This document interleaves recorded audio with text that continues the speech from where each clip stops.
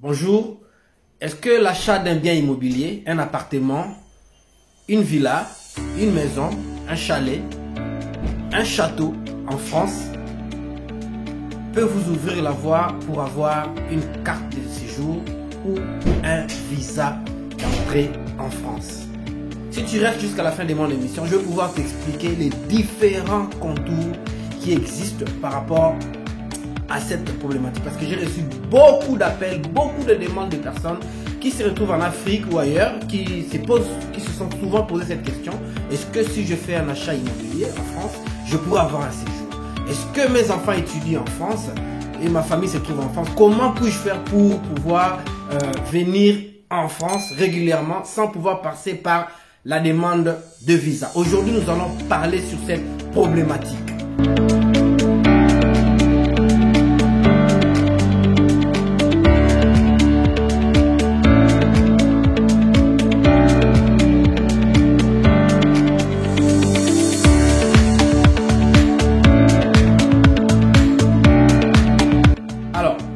Formellement, ce qu'il faut savoir, c'est que formellement, la loi française ne donne pas cette possibilité. Formellement, je dis bien, la loi française ne donne pas cette possibilité aux étrangers de pouvoir bénéficier d'un titre de séjour dès lors qu'ils achètent un bien immobilier. Formellement, ce n'est pas le cas.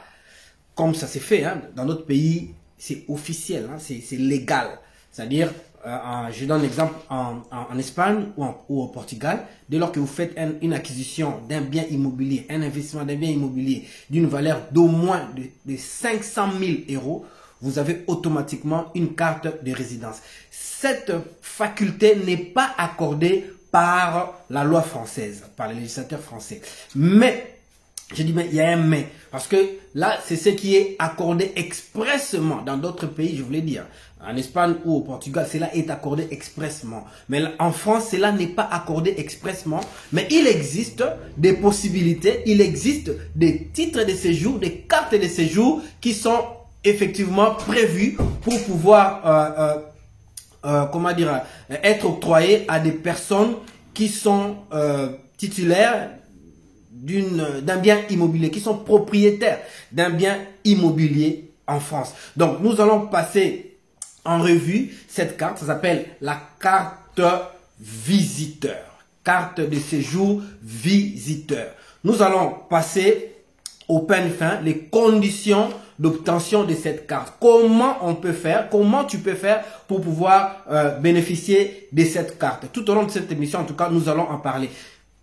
Mais d'entrée de jeu, je voulais te demander déjà si tu veux, si c'est possible pour toi de souscrire à l'icône d'abonnement, si tu peux t'abonner à cette émission, ou si tu peux appuyer sur la cloche de notification aussi pour pouvoir obtenir nos futures émissions. Nous allons, dans ce cadre, passer en revue un certain nombre de phénomènes, un certain nombre de faits, un certain nombre d'éléments qui sont super intéressants pour toi, qui seront super intéressants pour toi. Donc, je n'aimerais pas que tu puisses les manquer. C'est pourquoi je te demande de cocher sur l'icône de notification et s'il te plaît de m'accorder un petit like pour pouvoir m'encourager, n'est-ce pas, à pouvoir continuer à te donner ce genre d'éclaircissement par rapport à ta situation.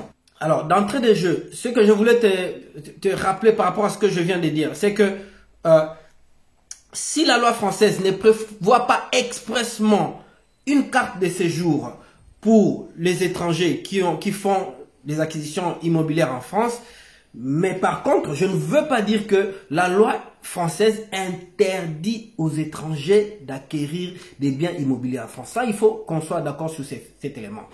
La loi française n'interdit pas à un étranger, que tu vives en France ou ailleurs, que tu sois sur terrain ici en France ou que tu sois à l'étranger, la loi française ne t'interdit pas, n'est-ce pas? Tu es libre de pouvoir faire l'acquisition d'un bien immobilier. Pour cela, tu peux faire appel à des professionnels, des immobiliers, des avocats.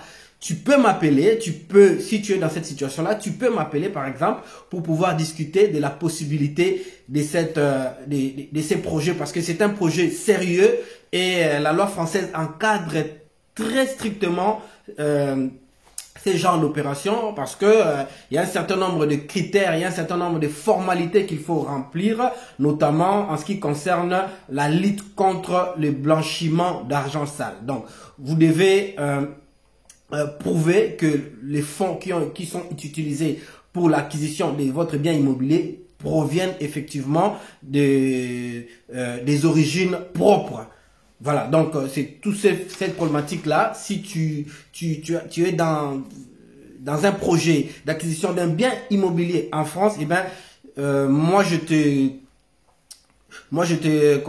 t'encourage à pouvoir entrer en contact avec un professionnel ou avec moi. Tu peux m'écrire dans la discussion ou m'appeler par ces numéros qui est affiché. On pourra discuter et voir dans quelle mesure vous pouvez concrétiser, tu peux concrétiser ton projet. Alors, la première condition, là, on en revient aux conditions, n'est-ce pas, pour pouvoir obtenir une carte visiteur, une carte de séjour visiteur. Pour avoir ta carte de séjour visiteur, la première des conditions, c'est d'avoir un visa long séjour. Les visas long séjour, généralement, s'obtient à partir du pays d'origine, donc de ton ambassade, là où tu résides, en Afrique ou je ne sais pas moi, en Amérique ou ailleurs. Tu as besoin d'un visa long séjour qui te permet de séjourner ici pendant un séjour plus long. Long séjour, ça veut dire c'est pas un visa touriste en fait. Hein. Il te faut un visa de plus de 3 mois, n'est-ce pas? Un visa de plus de 3 mois. Donc, si tu as un bien immobilier par exemple en France, tu pourras éventuellement demander ces visas auprès du consulat, de ton consulat ou de la maison Schengen pour ceux qui sont au Congo. Donc, vous pouvez solliciter ces visas long séjour auprès de l'ambassade de France directement. Généralement, les visas long séjour, j'ai dit une bêtise, excusez-moi. Généralement, les visas long séjour ne se donnent que à l'ambassade, pas à la maison Schengen pour ceux qui sont au Congo. Donc, les visas long séjour, tu peux l'obtenir à l'ambassade directement. Parce que c'est un visa qui te donne la possibilité de séjourner de plus de 3 mois en France. Donc, si tu as un bien immobilier, par exemple, en France, tu peux effectivement solliciter ce type de visa long séjour qui te permet, n'est-ce pas, de pouvoir séjourner en France pendant plus de 3 mois. Parmi les motifs, parce que parmi les éléments qu'on va te demander pour obtenir ton visa, ce sera le fait de prouver que tu disposes d'un logement en France où tu peux résider. Et bien, effectivement, dans ton cas, tu pourras, déposer les preuves des propriétés de ton bien immobilier. Donc, c'est parmi les éléments qui te sont exigés pour pouvoir obtenir ces visas long séjour. Alors, si tu te trouves déjà en France et que tu estimes que tu es en droit de pouvoir solliciter un visa long séjour parce que tu es par exemple propriétaire d'un bien immobilier, effectivement, ici en France aussi, tu peux directement le demander. La préfecture pourra t'accorder une exonération de visa long séjour. C'est-à-dire que tu vas, puisque tu es certainement, soit tu es déjà un sans-papier, donc tu n'as pas des permis de séjour pour l'instant en France, ou tu disposes d'un visa court séjour, donc d'un visa touriste en France, tu pourrais éventuellement t'approcher de la préfecture pour dire que voilà, je suis propriétaire d'un bien en France, je voudrais avoir un titre de séjour qui me permet de venir en France quand je voudrais pour pouvoir m'occuper de mon bien. Donc voilà. Donc tu seras en mesure de faire cette demande-là ici sur place en France. Alors, troisième condition pour demander une carte visiteur, une carte de séjour visiteur, c'est d'avoir des ressources suffisantes. Tu dois prouver que tu disposes des ressources suffisantes. Généralement, c'est des ressources qui sont, minimum SMIC, c'est-à-dire tu dois prouver que tu disposes d'au moins 1210 euros sur ton compte, mensuellement en tout cas, que tu disposes sur ton compte mensuellement 1210 euros. Donc si on peut mettre en termes annuels, tu devrais prouver que tu disposes, ça je vais un peu au-delà, que tu disposes d'au moins 15 000 euros sur ton compte bancaire. Et sur base de ça, en principe, la préfecture ou l'ambassade devrait te délivrer, enfin tu devrais remplir la condition, n'est-ce pas, pour pouvoir solliciter ce type de carte de séjour ou ce type de visa long séjour. Parce que pour obtenir, pour ceux qui sont au pays ou en Afrique, pour obtenir la carte vie privée, pardon, je dis des bêtises, la carte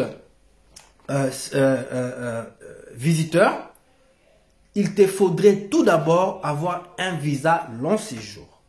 Alors, pour obtenir ce visa long séjour, parmi les éléments qu'on demande, c'est ce que je suis en train de te réciter. Donc, le premier élément, c'est d'avoir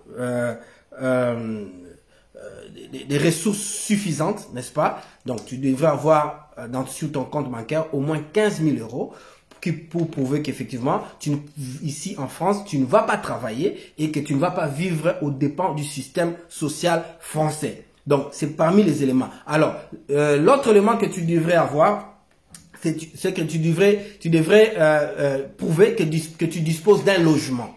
Les logements, si tu as un bien immobilier en France, eh bien, tu vas pouvoir apporter cette preuve-là par l'établissement l'établissement des preuves de propriété par rapport à ton bien qui se trouve en France. Donc, pour ce qui concerne les frais, donc les 15 000 euros dont je parlais, tu pourrais effectivement le prouver par une attestation bancaire qui prouve qu'effectivement tu disposes d'au moins 15 000 euros sur ton compte bancaire. Donc si tu remplis cette condition, donc tu es déjà dans les bons pour pouvoir solliciter ce type de visa long séjour qui te permettra, dès que tu es en France, de solliciter et de prendre d'obtenir, je voulais dire, un titre de séjour visiteur. Donc, parmi les éléments aussi, parmi les conditions aussi, il y a une lettre de motivation. Il te fait une lettre de motivation où tu vas écrire à l'ambassadeur, enfin au consul de ton pays d'origine, au consul de France de ton pays d'origine, ou si tu es déjà ici en France, donc tu écriras au préfet pour lui expliquer les raisons qui te fondent ou qui te motivent à pouvoir solliciter ces titres de séjour, donc cette carte de séjour. Parmi les éléments, donc les éléments qui te fondront, ça sera peut-être le fait que tu disposes d'un bien immobilier en France et que pour faire le suivi de ton bien qui est mis en location, parce que tu as le droit de mettre ça en location, ou qui est occupé par toi-même, par ta famille, tu es obligé d'avoir une carte qui te permet de venir ici quand tu voudrais, au lieu de passer par la demande de visa. Donc, logiquement, une telle motivation pourrait te permettre au préfet, n'est-ce pas, de pouvoir te conférer cette carte. L'autre condition dont on a parlé ici, c'était le fait que tu devrais souscrire, tu devrais établir une attestation, une déclaration sur l'honneur comme quoi tu t'engages à ne pas exercer une activité salariée en France. Parce que parmi les conditions pour pouvoir obtenir un titre de séjour visiteur, la personne ne doit pas travailler en France. D'ailleurs, ça sera marqué sur la carte que n'est pas autorisé à travailler. Donc, c'est une carte qui te permet juste de séjourner ici de manière passive et de ne pas travailler. Mais cela n'est pas exclu, hein, mais cela n'est pas exclu de pouvoir travailler. Si tu veux travailler dans les années qui vont venir, après plusieurs renouvellements, tu pourrais, parce que cela n'est pas vraiment exclu, tu pourrais solliciter un changement de statut, c'est comme ça que ça s'appelle. Tu pourras solliciter un changement de statut en obtenant une autre catégorie de cartes, une carte vie privée familiale par exemple, ou une carte salariée. Et n'est-ce pas, ces cartes-là te permettent bien entendu de pouvoir travailler comme tu voudrais. Mais en tout cas, avec la carte visiteur, tu vas prendre l'engagement à ne pas travailler en France pendant ton séjour. parce que ces séjours-là peuvent être au-delà des 3 mois, ça peut être des 6 mois, des 7 mois, même d'1 an. Personne ne va t'interdire à séjourner en France pendant autant de temps, parce que tu disposes déjà de ta carte, mais sauf que tu ne pourras pas travailler. Et autre contrainte, c'est que avec cette carte, tu ne pourras pas bénéficier de la sécurité sociale. C'est-à-dire que tu ne pourras pas avoir un compte de sécurité sociale français. Ce qui t'est demandé, et d'ailleurs c'est parmi les conditions pour l'obtention de cette carte ou du visa long séjour pour pouvoir avoir cette carte, c'est le fait que tu vas souscrire à une assurance maladie privée. Il y en a beaucoup en Afrique, hein, des compagnies d'assurance maladie privées pour ceux qui veulent s'expatrier ou ceux qui veulent aller à l'étranger et tout. Donc tu vas aller auprès de ces genres de compagnies, ces genres de sociétés, tu vas souscrire à une assurance maladie. Donc avec cette assurance-là, pour plusieurs mois, donc une année, moi je te conseille de prendre pour au moins 1 an. Donc avec cette assurance, tu es couvert, donc tu remplis aussi la condition pour pouvoir obtenir cette carte ou ces visas long séjour. Alors, autre chose, c'est que si tu as cette carte et que tu l'as cette carte, elle est de 1 an, mais renouvelable chaque fois. Tu pourras le renouveler à tout moment. Donc, au terme de 1 an, tu peux le renouveler. Mais si tu arrives à faire 10 ans avec cette carte, donc avec des différents renouvellements, tu pourras. La loi te permet de pouvoir solliciter une carte de résident. Une carte de résident, pour ceux qui savent, pour ceux qui sont en France, la carte de résident a une durée de 10 ans. Donc, si tu as fait 10 ans avec la carte visiteur, tu peux solliciter un changement de statut pour avoir la carte de résident. Et la préfecture, donc le préfet, a l'obligation de t'accorder. Donc, tu auras ta carte de résident de 10 ans. Mais là, c'est au bout de 10 ans de séjour. Donc, au bout de 10 ans de détention, n'est-ce pas, de la carte visiteur. Autre particularité par rapport à cette carte, c'est que tu peux faire au bout, si tu remplis les critères, c'est-à-dire si tu as par exemple 5 ans de résidence, donc si tu as 5 ans en France avec cette carte, tu pourras solliciter la naturalisation française. Donc tu peux demander la nationalité française avec cette carte. Comme les autres cartes, hein, parce que les autres cartes aussi, carte salariée, carte vie privée famille, carte étranger malade, ce sont des cartes qui permettent à ceux qui les détiennent de pouvoir solliciter la naturalisation française s'ils en remplissent les conditions, bien entendu. Donc toi aussi, si tu as cette carte visiteur, tu pourras éventuellement solliciter la naturalisation française. Donc là, c'est un grand avantage en fait par rapport à cette carte. Donc elle te permet finalement d'avoir beaucoup d'opportunités, beaucoup d'avantages. Et autre chose aussi, c'est que tu pourrais solliciter cette carte en tant que parent d'enfants qui séjournent en France. Si tu as des enfants qui séjournent en France et que toi tu es à l'étranger, tu estimes que tu as les moyens, ces enfants vivent à ta charge, c'est toi qui pourvois à leur vie ici en France. Effectivement, tu remplis aussi la condition, n'est-ce pas, pour pouvoir solliciter cette carte. Tu peux solliciter cette carte. Donc si cette démarche t'intéresse, par rapport à tout ce que j'ai dit, tu pourrais m'écrire sur la notification, sur la discussion, ou essayer de m'appeler par le numéro qui est affiché.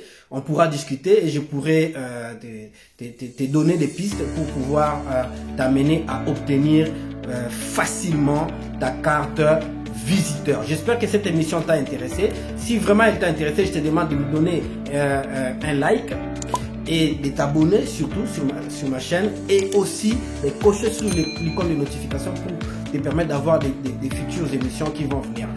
Je te demande de partager au maximum à tous ceux que tu aimes, à tous ceux qui sont à tes côtés, aux amis, aux connaissances, cette émission pour pouvoir les permettre d'être au courant de ce qui se passe, des possibilités qui s'ouvrent en fait à ceux qui sont susceptibles d'avoir cette carte de séjour visiteur. Au revoir.